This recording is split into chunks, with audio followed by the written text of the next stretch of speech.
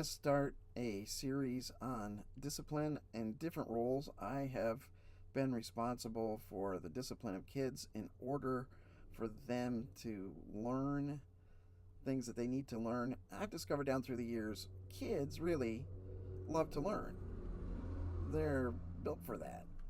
They're constantly copying and trying to figure things out and working through things uh, to try to learn.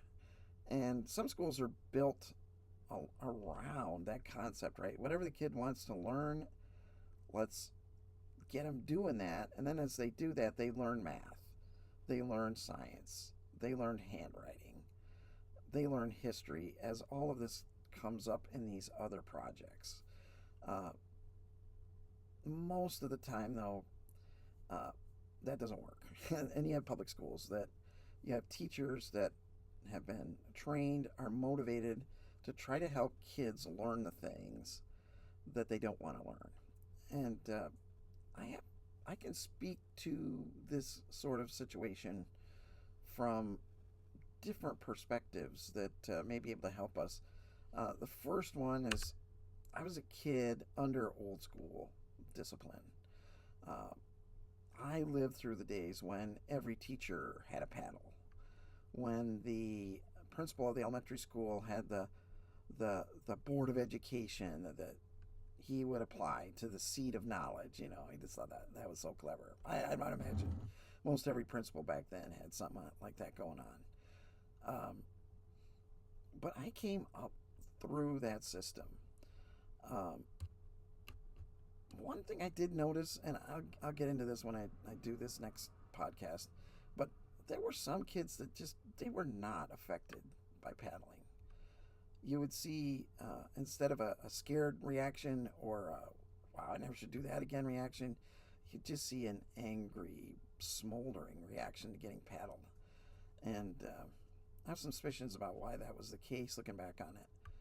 But I came up under the old school system where as soon as something was a wrong was discovered, it was punished, maybe through paddling, maybe some other way, and it had its pluses and minuses. One of the pluses for me, frankly, when I was in third grade, I was in class number 3 of 4. You know, class number 1 was the really smart, achieving kids. Class number 2 was the somewhat above average kids. Class number 3 was average or below. That was me. And class number 4 were kids that were struggling. And third grade math, I wasn't getting the homework done.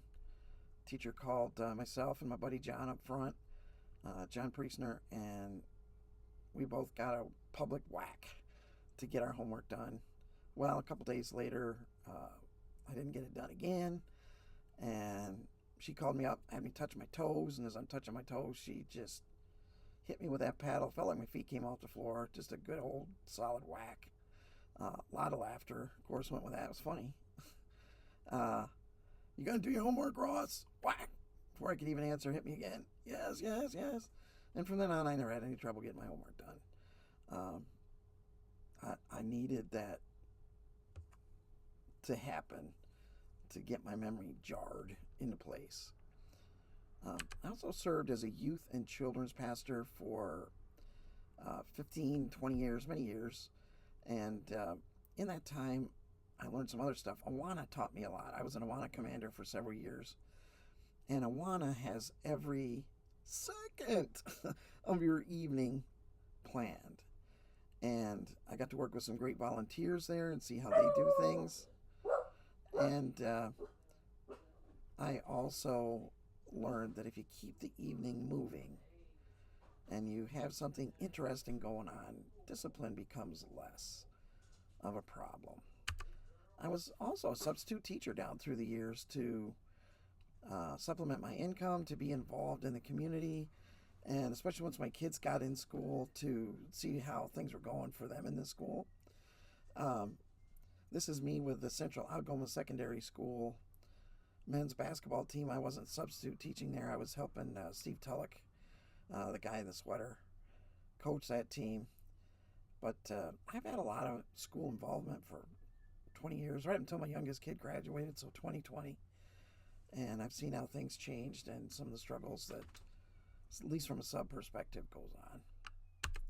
Finally, I was Mr. Mom, and enjoyed that. As a pastor, my time was more flexible, so I could work with our kids and help raise them. We found out when he was in seventh grade that we had a kid on the spectrum and had to work with the school about what that meant, and learned a lot of lessons from that about how to interact with the school, what issues the school is facing and parents are facing with kids on the spectrum. So I can speak to that from a little bit of knowledge as well. What I'm hoping to do with this series is to get some discussion going. There isn't one, I think that's what we're going to discover. There's not one set answer for discipline. There's some things that work.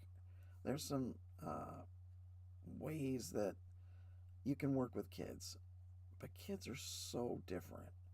And it has to be a team effort. It has to be the parents and the school or the teaching entity, and it has to be the kid themselves. I'll get into some more of this as we go along. Hopefully this will be something that can be useful and get a good dialogue going.